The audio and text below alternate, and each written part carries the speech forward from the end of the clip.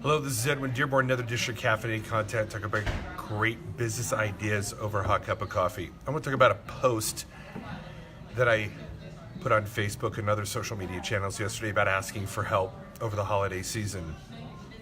I got a lot of positive feedback on it, and I wanted to do a video on it. This doesn't just have to do with business, but just life in general. And that it's asking for help. See, what happens is that in the name of help, you get a lot of betrayal. You get a lot of bad advice. That's just the way life is. And it isn't necessarily that the help that you got in the past was evilly intended, masked as help, when really it was betrayal. But there's definitely those individuals in business, in life, in your relationships that may have taken advantage of you. Look, a certain amount of the population is antisocial, and they don't mean well. And there's a lot of scam artists out there, and there's a lot of people who run shady businesses. Okay, so be it.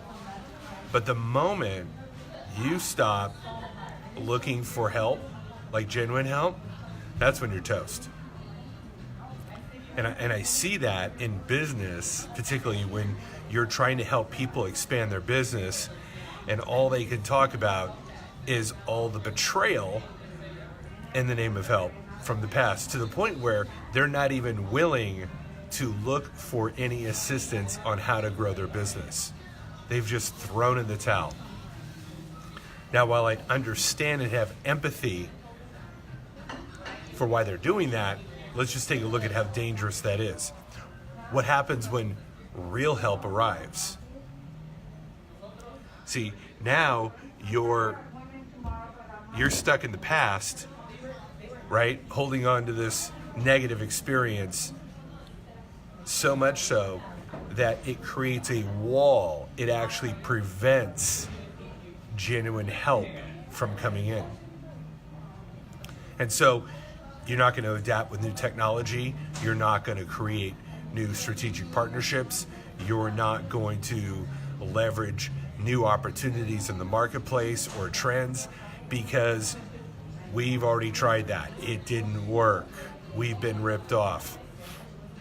And I think that the holidays can exacerbate that even more so, because we look at the media, we look at the movies, we look at social media, and there's this time of period where we're supposed to be joyous, peace on earth, all great messages.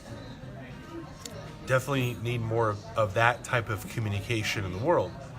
But there are certain individuals that are definitely not experiencing that, and now it really accentuates what they don't have in their life, what is wrong with their life. And I think that's why the New Year's resolutions are so popular, because it's a release from the entire month of December of hearing these messages of joy and family and togetherness, seeing other people's photos on social media about all the joyous things they're doing, the places they're traveling, the food they're eating, the family they're with, the friends that they're making, the new love that they're having in their life. And there you are, potentially not with success. 2018 didn't become your boom year. You're still alone. You're still struggling financially. You're not having good relationships with your family. You're not in a good place mentally or spiritually, right?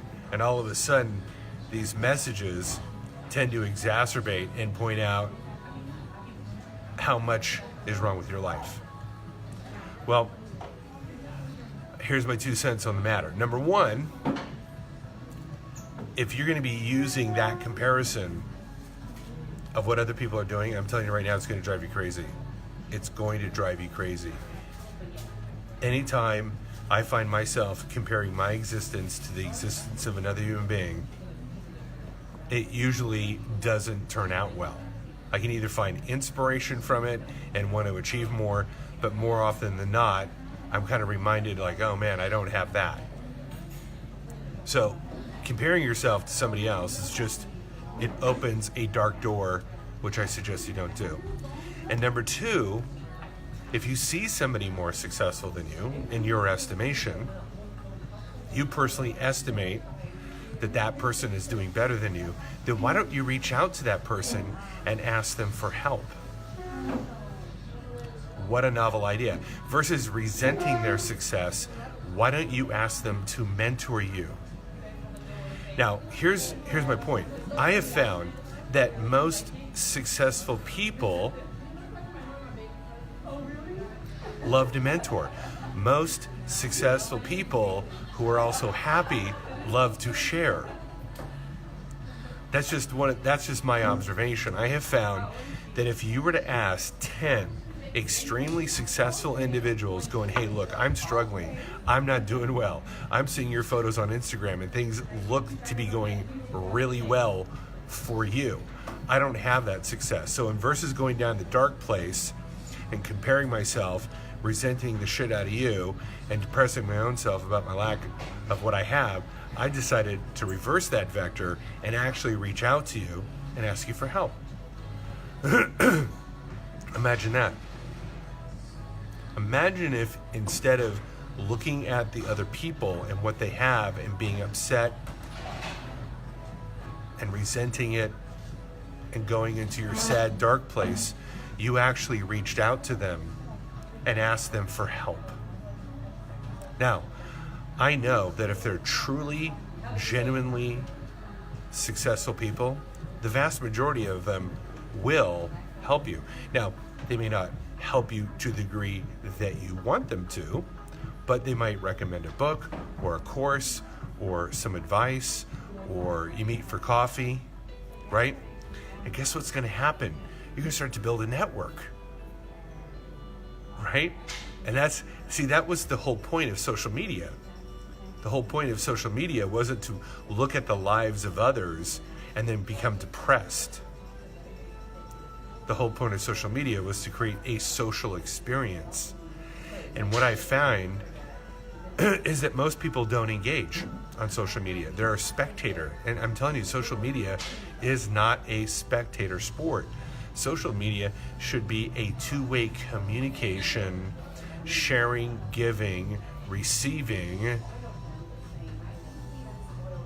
exchanging ideas, creating networks, creating strategic partnerships, co-branding partnerships, friendships, love, right? Success. That's if you leverage the power of that and you see the inherent possibilities and potential, all of a sudden, it isn't this inflow of what you don't have. It's an open door to connect and build your network to create more of what you have. One of the things I tell people about strategy is you have to assess the resources you have and how you're going to leverage those resources to get to the point where you want to be. So you're at point A, you've only got a limited amount of resources. Strategy really is the intelligent use of what I have at point A, and how do I leverage that to get me to point B? So let me tell you one of the greatest resources you've stumbled upon, and maybe you haven't recognized it in the last couple years, and that's called social media. Like, you have more connections to more people than ever before, than ever in the history of the human race.